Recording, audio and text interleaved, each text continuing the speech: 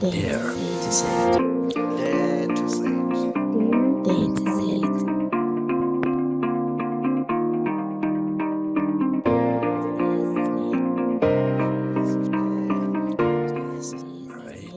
You get what I'm saying?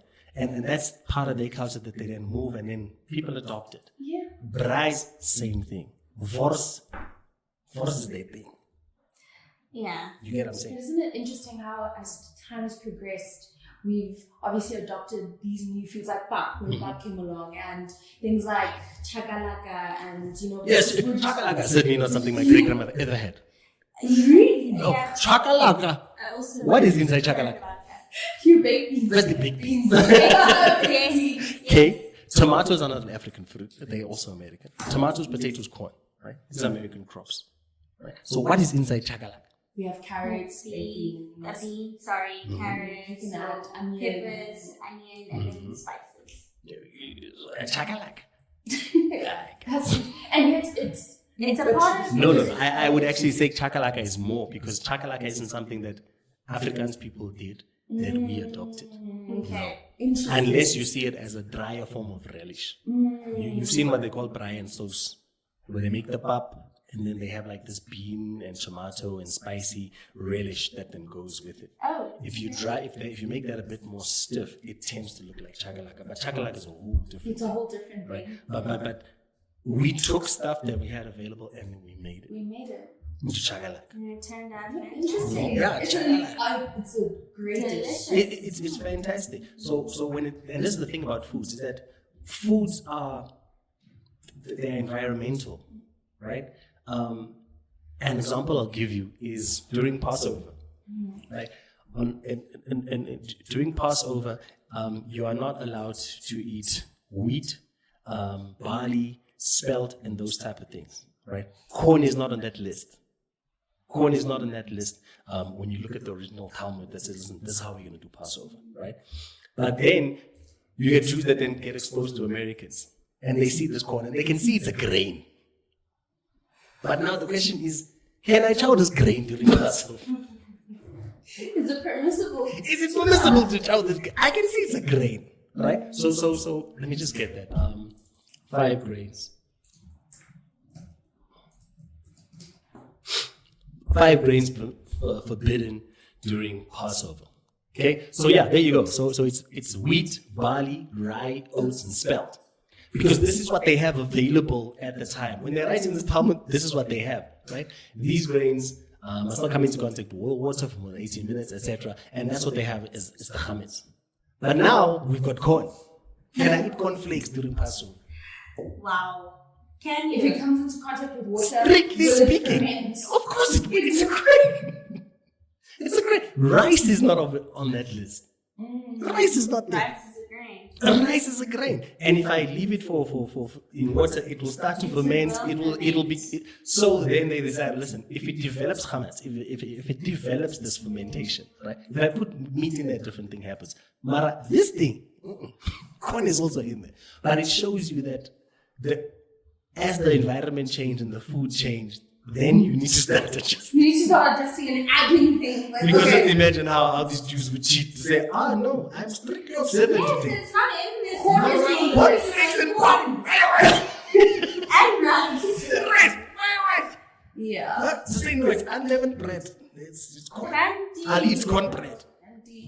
You get what I'm saying? That polenta you were talking about. Polenta. You see, so they obviously had to adapt because the original 5 grains it doesn't include corn because there was no corn there at the It time. wasn't cool. You see, so as you move, your things start changing, right? Because obviously today you choose to eat corn. Yeah. Corn syrup is everywhere, but it wasn't there in the beginning. Rye and barley bread, not the nicest thing. Wheat, great, right? But then as you move to different areas, your food then needs to change. So for instance, when I go to Namibia, I eat very differently. Right? That they've got a lot cheaper meat. I can eat that. They've got kabana, they've got different spices. There's mahungu, there's sorghum, which is readily available. Whereas in our supermarkets, you usually just find pap. Yeah. You know that 1 rand, 2 rand pap, that piece of pap where you can buy a pap at the deli. when there's a lot of workers around. I can find mahungu, I can find cassava and all of those things over there. Cassava is very difficult to find here by us in South Africa. Really? Except in Kempton Park. No, There's there's certain areas. I mean, like, even Joburg. of course, but Joburg is very different from the rest of South Africa. I think a lot of people. What is the main language spoken in Joburg right now? What language is The it? language of the natives of Joburg, not who's working there. The ones who are living there. I'd say Not Shona. really in Shona. Joburg that much, but I I don't think really I'd know. say Shona. Really? I would say Shona, especially Berea, Yeovil, those It's are Shona. Yeah. Yeah. But obviously then they would bring the foods that they have from over there. I had never had cassava until I was an adult, except mjumbo. Mjumbo is cassava. Yes, but I didn't have the type of cassava. You guys have powdered cassava, which is processed. I had the raw cassava, that one. We've got all cassava. So you guys have it like that, you bought it. Then if you want I've to, never you bought can it in a you shop. can powder it. I've never bought it in a shop. But yet when I go into like a Zambian specialty store or like Ugandan store, you can buy like a packet of cassava, which is powdered up. Or Cassava flour is what they people that call really it. sell, like the vendors that sell tomorrow, you will most likely find cassava there. Yeah. By us, the ladies that sell The ladies fruits that and sell veg on the side of the cassava. street, Yeah. there was no cassava there. Really? What?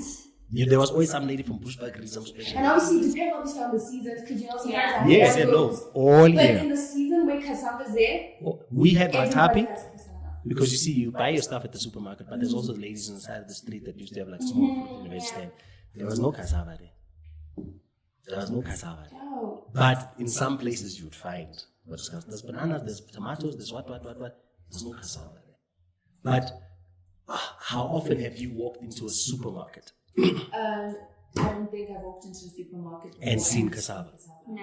You know, perhaps if you go to these African, they call them African traditional stores, you might find. You see what I'm might saying? find So there. it's a No, switch. you'll find them outside. Like literally. No, but like Yes. the stores, you know, In a supermarkets store. owned by Yeah, no, them, those find ones I've it. seen over But there. like in Indigenous local- stuff. Different stuff you can get. Just Yes. your normal supermarkets in the area. So you see, the reason why we moved to pub is because there's a massive population and because we need to feed them, we then need something that is that ubiquitous. Really? And clearly these people that are making all these farms, they're planting corn, they're planting wheat, they're planting all of these type of things, right? Whereas cassava isn't really a major crop in South Africa. Yeah. I don't know a cassava farmer. I And don't, we I don't don't, farmers. I don't think a lot of South Africans. You see what I'm saying? That we used to eat it because I know mjumbo. Yes. I know it's difficult to find. You know, it's like when we used to struggle. When was it? Last year, early December, Hanukkah time. What was I looking for that I just couldn't find? During Hanukkah. Yeah, It wasn't food or anything, was it? oh yes, it It was was all a those candle candles. and the yeah. candle holders. And the candles. So if I was in Israel, I'd find them for $2 anyway. Oh my goodness, yeah, they're so expensive. Over here, it's like 200. There was a packet of Hanukkah candles for $600. A pack of 50 or 60. Why? Because there's limited supply. Exactly. And there's like high demand. Like, Exactly. At that time, But everybody wants it's, to you remember that short guy came in, I'm not going to say, Yes, do not right? say. I'm there, it's me, it's a dude from Israel, and it's him. And he's like, Judaism is expensive. It is very expensive. Everything is ridiculously You expensive. get into just as soon as you walk into the shop. The first thing. And you just look at just the books, even anything like a book or everything is not less than 100 or 200. I mean, some of those candelabras they had, those menorahs they had were insane. and it's always during the time It's where insane if you're price. going to shop for Hanukkah, Starts in right? You need Passover. to start in Passover, but unfortunately they don't Have so much. It's just the over. Except drinks. Yes, that's right. Not everybody No, wants- it was ridiculous, and especially when it has started, it was absolutely ridiculous. I remember sitting there, and this guy said, the guy from Israel said, 600. 600 He rand. was shocked. He said, listen, I want to buy one for my kids, and you're saying it's 600 rand for a candle stand. Don't get me started on the menorahs. For a candle stand. Then there's during Passover, Yeah. remember when Oh, Peter got the Long stuff before. long before like the matzah meal. Yes. I think he went back to get, something else. I remember we went back to something else. Yes. And then we started seeing the prices. When we looked at how much the matzo cost, it was double the price it cost. It was double the price from the Because time they know we that, listen, support and this then stock now. is going to go. I'm not going to import anymore. So I can charge this. Somebody will pay it. Somebody And that's what the lady will said pay. during Hanukkah. She said, no, $600. Somebody will pay $600. Not somebody. You guy, you won't pay, but somebody will pay. And they pay. They've got no choice. You see? And if you go to neighboring countries, like you will find Cheap. a supply of. You see, cassava. Cheap. You see, I know because like in Mozambique, whenever I'm at a Mozambican market, it's there for days. It's every single person lady has selling cassava. Has cassava. It's like the Jamaican castor oil, one in the bottle. It's tough to find. Yep. But It's never so limits. hard to find. It's a lot. I mean, you have to like get it shipped. You If see you what want I'm the saying? original The proper one. Jamaican castor oil, when I'm walking around, maybe I'll get like 60 rand when I was there. For that, you know, that small alcohol bottle. Oh no. Of pure Jamaican castor. And every lady is You should saying, go out to Clicks and look at the price of that It's little 200 and something. a little Because now it's- 50 ml bottle. it's like, but I think it's because as the population grew, the industry that was supplying those type of things didn't grow.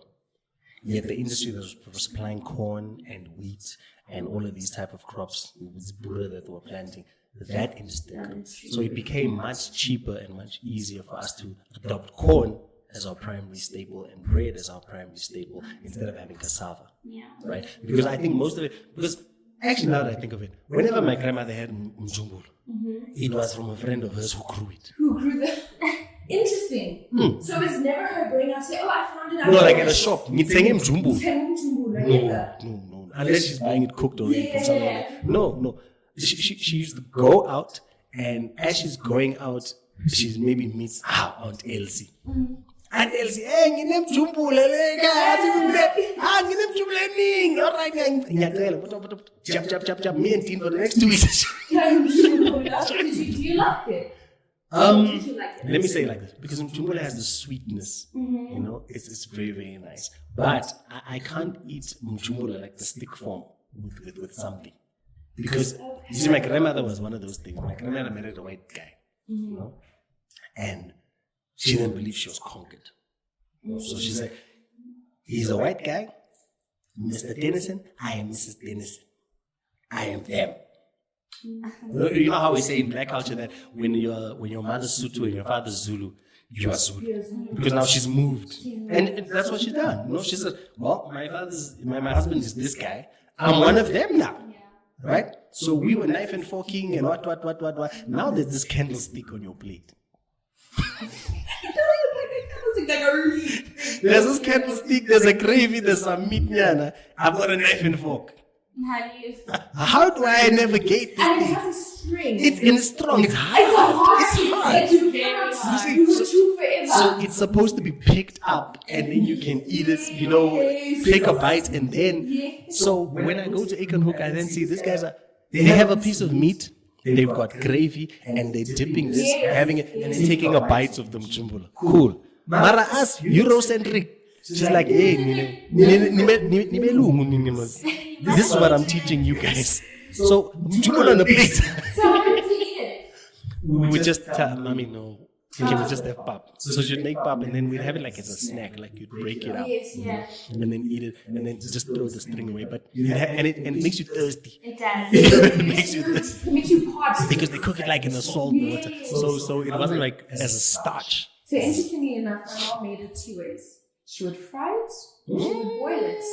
And I love it fried. I've never had it It's fried. like Fried crispy, crispy, and you put some and salt on it. oh, it's delicious. It's Mm-hmm. incredible. Very When it's fried. And she would chop it into pieces, pull out the string, cut it up. Or when she boils it, she'll just cut it in between. It'll be like these little block candles. Yeah. Boil Yeah. it. Yeah. Yeah. Boil it and then we have it like that. Or she'll just chop it into small pieces, fry them, and You see what I'm saying? So that's the nice. But it was always like a snack. We never really had As a snack. it was something like But now relish or anything. we've adopted this culture of, for instance, 3 meals a day, breakfast, lunch, and supper, isn't necessarily an African thing.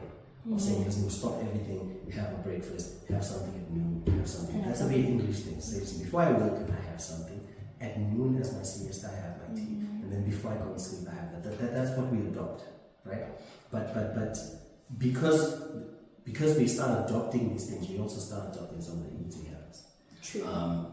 Because if you're having steak, brisket on the fire, and jumbo is like filling. Yeah. After you have Njumbulo, You get what I'm saying? You're stuck If on I the have that timing. first thing in the morning, I'll be sluggish. I would be sluggish. It's like having pop in the morning. You get what I'm saying? You'd be tired. You'll be sluggish, but it's a low GI thing. It releases the energies, and I'll be sharp during lunch. You don't feel it. So if I eat at noon and I have this big meal, I'm home at 1 meal a day. I'll be sharp, right? But now I'm eating this thing the learning way. I need to eat little. So then I just don't talk what they do, and that's how we start to know cross-pollinating. Like I'm gonna hate about that. Fruit. It's the level of paprika. Oh yeah, but you can add paprika. Yeah, we should just add that. You should just add paprika. Just add some paprika. But I absolutely loved it without paprika. Yes, and then we went and we saw the guy at the Colel bookstore. And this guy loves matzabrot. Oh my goodness. The nastiest thing you've ever had. It's like a ball of nasty wheat that they just try to stick together and then you cook it in a chicken broth. But I think maybe It's like a meatball. his wife makes it very nice. Maybe try not that. make Yeah, no, we preparing tried it. it. And it's Have you tried it? Of course, we've got 6 boxes there. I was about to say, how was it? Yeah, that's answered my question. Great. It's basically because you see when corn starts to ferment and stuff, the flavor just improves. You know, it becomes and more palatable. It starts to break itself down. No, And this, unleavened bread. it needs to be boiled, right, in water. And then imagine having like bread with water and it's You put bread. soggy. No, but soggy. it's not bread. It's not bread, but Because I'm just remember, saying. bread. So it doesn't break. Yes, So it but doesn't. it's like it's No, what imagine poisons? this. Imagine dough, right? So dough that you've never allowed to rise. You see when you just mix the dough, right? 10 minutes after you mix it, you bake it. Then it comes out as this hard. Because it hasn't, like it's a fake thing because it rises, Yeah. with sourdough, it rises. So it has that delicious fermented type of flavor, right? Forget that flavor. It's just a dough. If you had dough, I like a piece of just love dough. just I mean, muscle. sugary dough. No, Yeah, without there's the no sugar. Yeah. So salty dough. Maybe. So you get that and then you. I don't know, I like the texture. You know what? No, it's fine.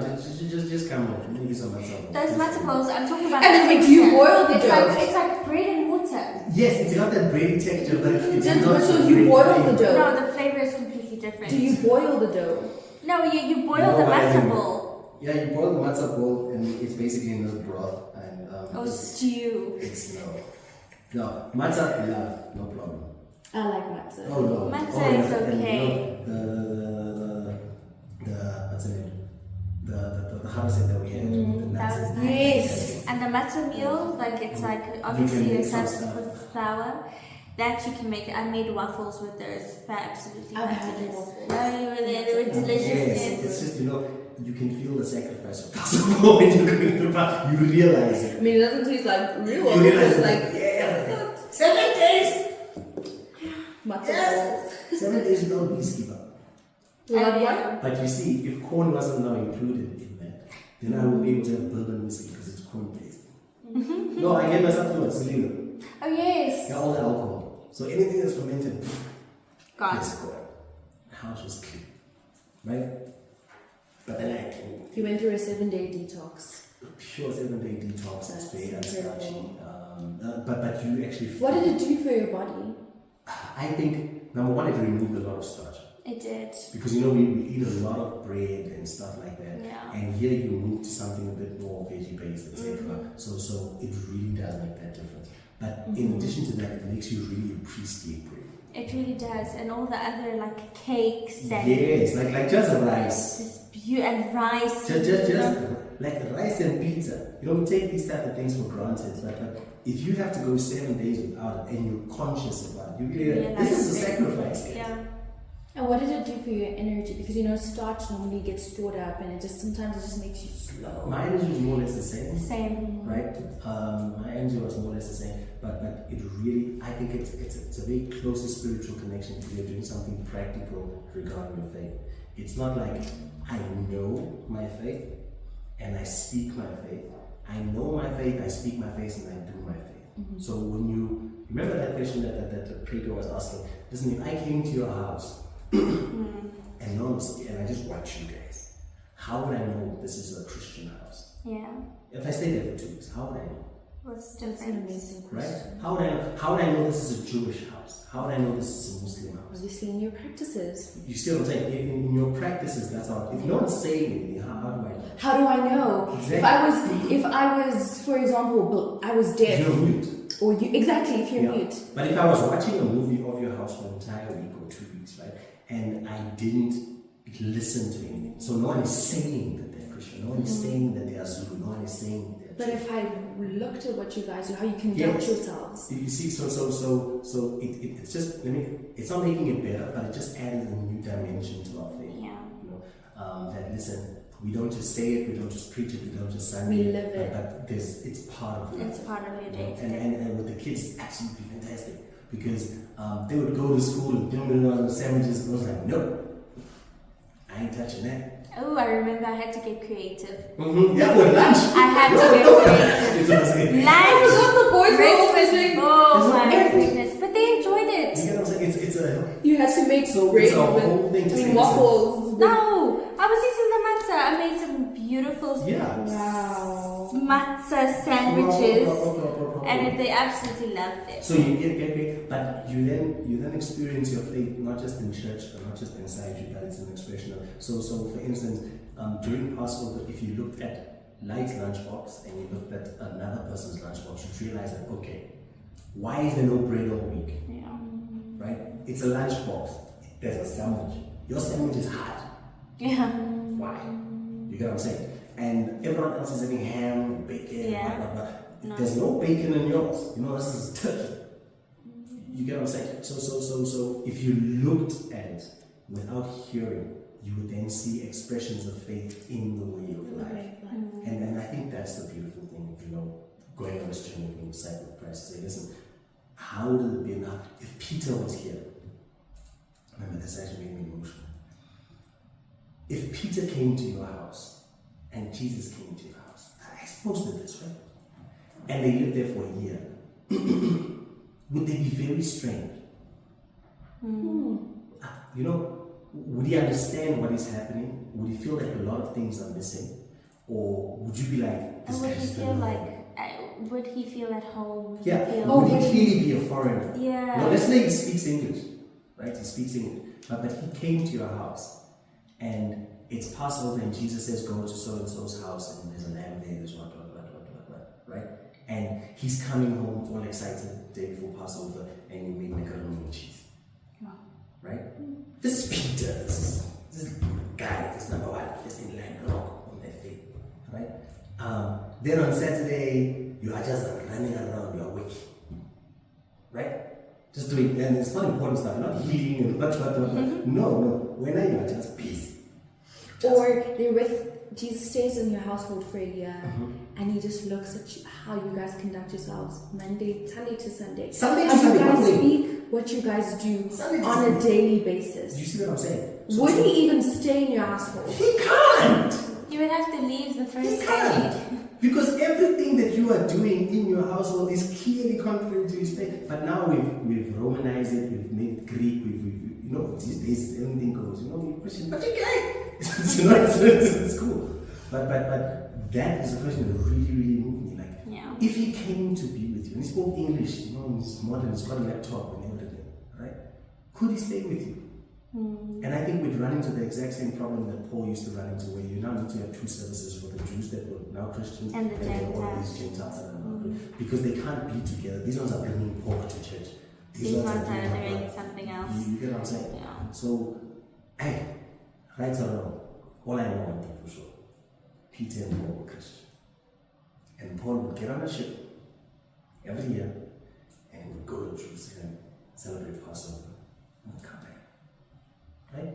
Maybe we would have gotten to England if he didn't do that. Because he doesn't have to jigger every now. I think that question is so mind altering. Yeah, but would he? Would he? I'm just taking it in. Yeah. Let's say your grandmother, your Zambian person, right? Would they, if they saw what you were doing, they understand it's modern, but just your cultural practices, your traditions. There's this question really moved me because his question was, if I looked at you, how would I know? You see, if you walk into a Jewish home, you know, or not Muslim home, you know immediately. First thing, you're like, okay, that candle is too many candles. The way they dress is very different. You don't need 12 candles on one candlestick. You don't need that type of thing, right? You see immediately, okay, cool. Looking around this house, the materials are different, Very. right? I see, okay, fine. The food, all of it has this mark on it that says it's been checked, it's kosher, it's clean, etc. I'm seeing all those. You can start to see small differences. And then when you're with them for a week, you realize very quickly, okay, fine. Here, Sunday is not really church. But Saturday is a big day. You get what I'm saying?